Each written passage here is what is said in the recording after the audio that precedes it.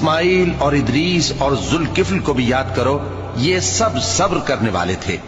اور ہم نے ان کو اپنی رحمت میں داخل کیا، بلا شبہ وہ نیکوکار تھے۔ اور مچھلی والے پیغمبر یعنی یونس کو یاد کرو، جب وہ اپنی قوم سے ناراض ہو کر غصے کی حالت میں چل دیے اور خیال کیا کہ ہم ان پر گرفت نہیں کریں گے،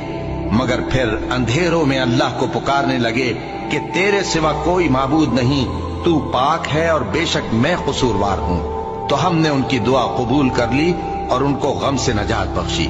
اور ایمان والوں کو ہم اسی طرح نجات دیا کرتی ہیں۔ اور زکریا کو یاد کرو، جب انہوں نے اپنے پروردگار کو پکارا کہ پروردگار مجھے اکیلا نہ چھوڑ اور تو سب سے بہتر وارث ہے، تو ہم نے ان کی پکار سن لی اور ان کو یحییٰ بخشے اور ان کی بیوی کو اولاد کے قابل بنا دیا۔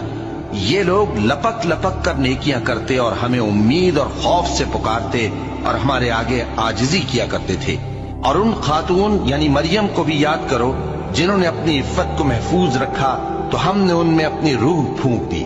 اور ان کو اور ان کے بیٹے کو اہل عالم کے لیے نشانی بنا دیا۔